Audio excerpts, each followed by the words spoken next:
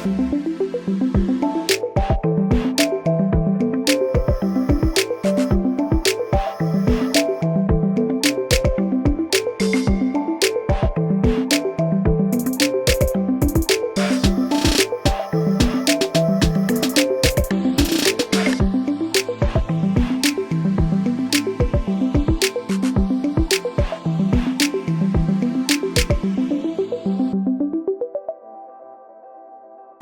everybody, and welcome back to the Little Things podcast, where we take a step away from the big picture and we look at all the beautiful things this life has to offer. Hello, I'm your host, Alexis Scott, and welcome to today's episode. Hello, I'm so glad that you are here joining me today in this lovely conversation we're going to have, and I hope that you are having a great day, evening, night, whenever you are watching this, and I'm really excited for today's episode because it is 20 things I wish I knew before I turned 20. We're just gonna have a little chat, so get cozy, we're in a different setting, get a blanket, get cozy. But before we get started, let me know if there's anything or any future episodes you want to see in the future, and feel free to reach out at the littlethings.podcast on Instagram, and let's get started in today's episode.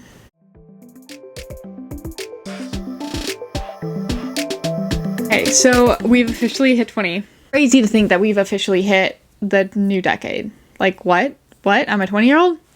That's insane to me to think, but it's also really exciting because it's a whole new time and area in my life, and so I'm really excited. And if you're going through the same thing, let me know, because it is something like, whoa, I'm becoming older, I'm becoming a woman.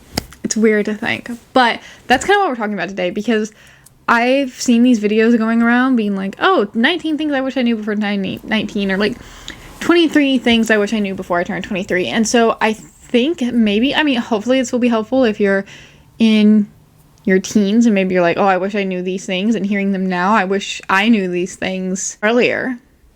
But yeah. Number 1, healing doesn't always look graceful.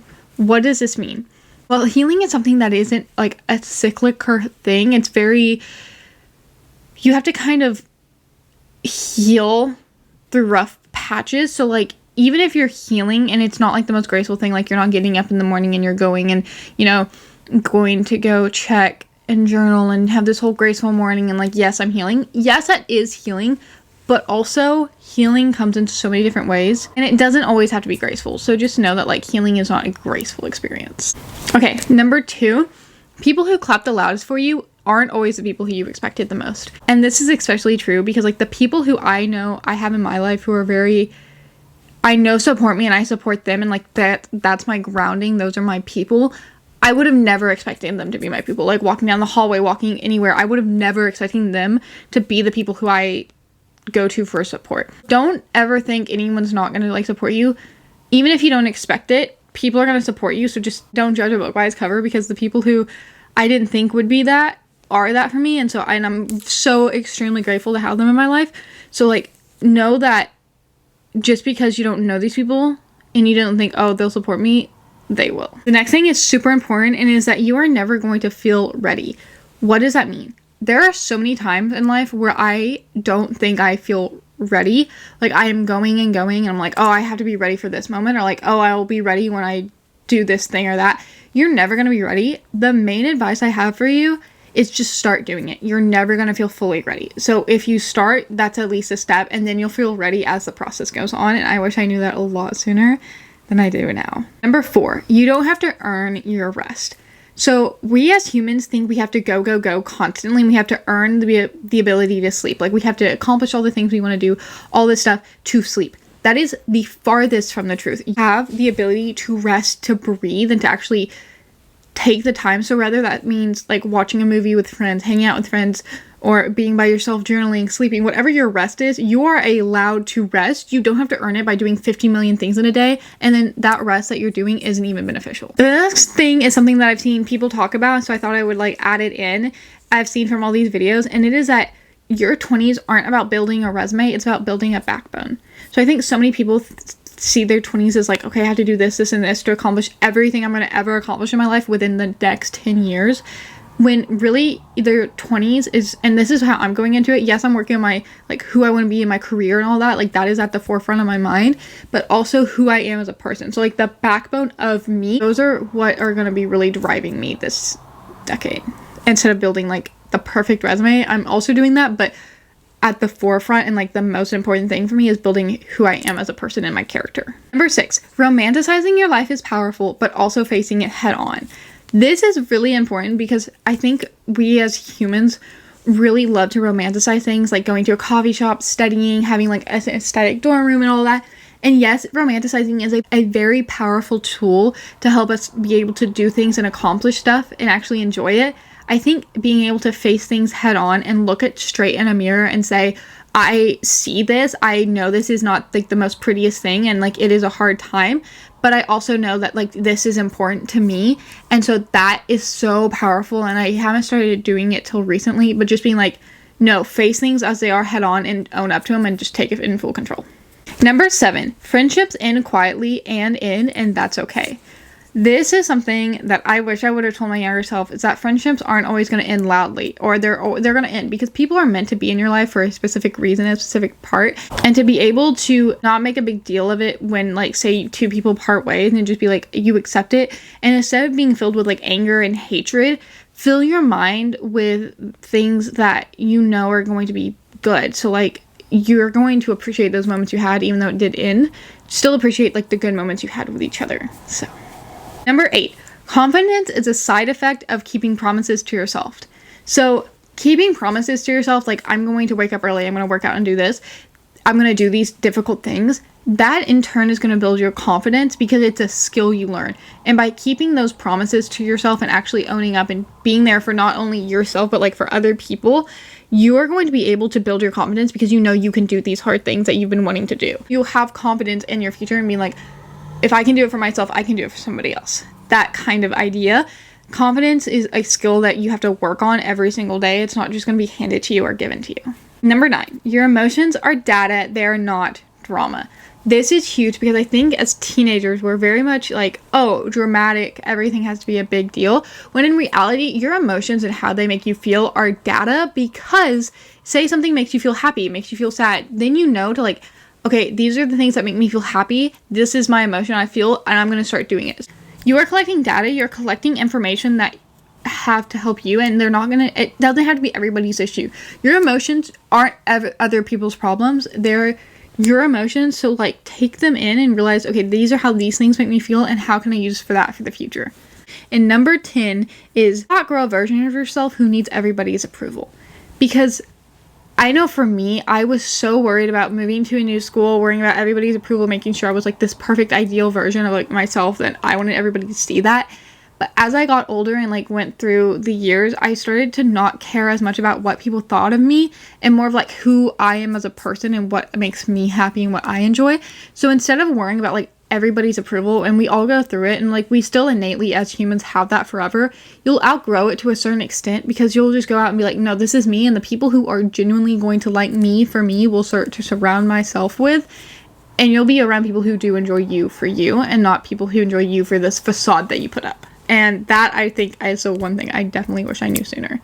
Number 11, take pictures of literally everything. Pictures, videos, all that. Even if you don't feel cute, there are so many times where I look back and I'm like, man, I wish I would have taken a photo of that, because I'll look back and have that memory and be like, oh, let me try to find a photo. No photo anywhere. That is something that is so, so important. So take photos, take videos, no matter what. Even if you don't feel cute, you don't have makeup on, does not matter. Just do it, because you're going to look back on those memories and be thankful you did have the photos. Number 12, the in-between seasons matter. Now, what do I mean by this? I think in life we have seasons, like we have fall, winter, we have big events, big, small things like, oh, we're going to move to college or we're going to graduate. And then we have like those in-between seasons or filler episodes, like in between seasons. And those filler episodes are so important because while it doesn't feel like there's a lot of stuff happening and not a lot of growth, doesn't mean you can't evolve and like things are going to happen. It's literally happening. You're still growing as a person, and you're being put in that moment of calm for a reason, to appreciate what you have, and then you'll be able to go and continue on with the next thing. So those moments of like in between filler episodes, when you hear the music start playing, those are just as important as anything else. Number 13, not everybody is going to see your potential. So go to places that are going to show you for you and not put you in a shrinking position. This one's a little confusing, but think that not everybody's going to recognize who you are as a person. They're not going to see what either you see in yourself or people who really care about you see. And sometimes, like, especially in friend groups, they'll like put you in this box, like, oh, if you're in this clique, you're going to be this character in this clique, and you're going to be that, and you're going to be able to be you and have this whole thing holistically as a whole. And that is so important. So go to places that are going to allow you to grow and like appreciate you for you, especially within friend groups or like social settings, clubs, any of that. Find places that are going to appreciate you and not be like, oh, you're this person and you have to stick this mold.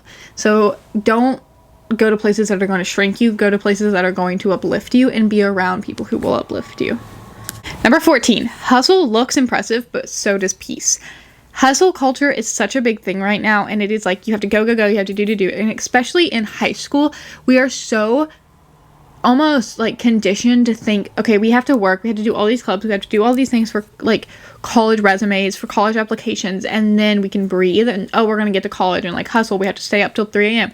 And I had the mentality, and I still somewhat do, I will admit, but I've also learned that peace is such a good thing. Like, it's okay that if things are going crazy, to be calm during the crazy. It's okay to sit down and breathe and like have like an hour of like reflection or meditation or whatever.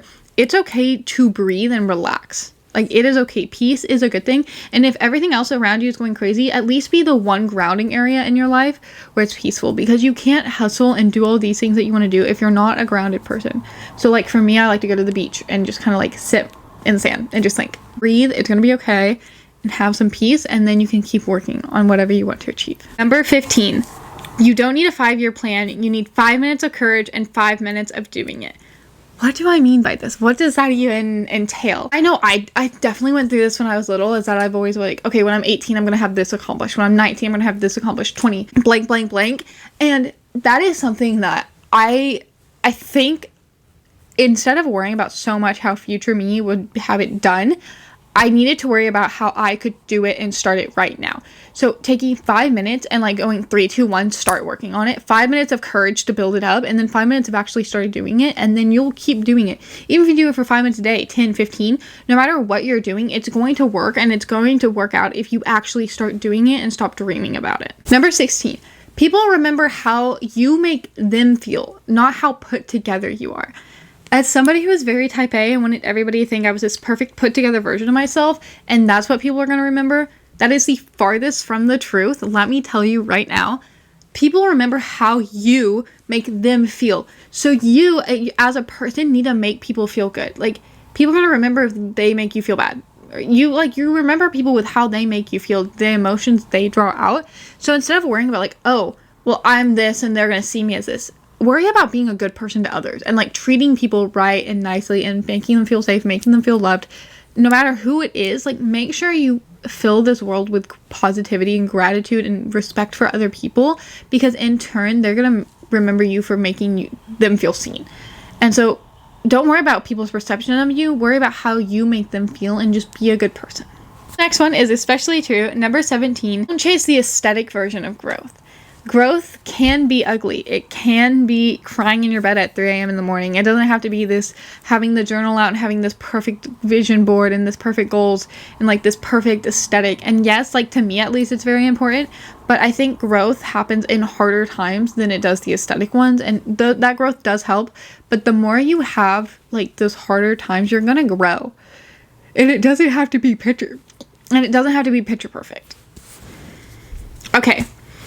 Number 18, you're going to have things that are going to break your heart, but you're going to use it to build you up and create a strong character. Things are going to suck sometimes. Life is going to be a wave. It's going to come up and it's going to crash. And you're going to have ups and downs. And so you have to think, okay, these hard times are going to allow me to grow as a person. So accept those hard times and do whatever you can to make the best of the situation. And it's going to build your character. It's going to build you as a person. So just accept this moment and know that it's going to be okay. Even if it's like a really hard time, it's all going to work out, and you have to do the best you can in your ability to accept it and then move on. But also know that it's going to bring you growth, and you're in that situation for a reason. 19, joy isn't something you find. It's something you notice. So as someone who is very much, I love joy, I love feeling happy and good, it is something that I've learned this over the years, that you're not going to go find it. You're not going to go and be like, I'm going to go find joy and go look out for it. No, you are going to notice it in 3 a.m. conversations with your roommates, in being at the ocean. You're going to find joy in those moments. So instead of trying to go find it, you're going to notice it. And when you notice it, keep a hold of that. Like, okay, this made me feel happy. This made me feel good. And then, like, just be appreciative of that joy. And then it's going to, like, the more gratitude you have, the more things are going to appear, and you're going to be more grateful and have more joy for them. Number 20, and the last thing I leave you, is be curious of who you are becoming. Instead of just being like, oh, well, I'm this person, I can't change it, and this is who I am. Be curious of why you're doing things, why you're acting this way, why are you learning this, why are you doing anything. Be curious, because that curiosity is going to help fill you, and it's going to come back to answering your why, and that's your most important thing, is why am I here? Why am I doing this? So with that said, thank you so much for joining me today on this lovely conversation of 20 things I wish I knew before I turned 20. With that said, thank you so much for listening and joining me today. And I hope you're having a great day, evening, night, whenever you're listening to this. And if you have any comments or any future episodes you want to see, feel free to leave them down below. Or if you're listening to this on Spotify or Apple Music, make sure to reach out at thelittlethings.podcast on Instagram and leave a rating. With that said, thank you so much for joining me today. And I will talk to you in the next episode. Bye!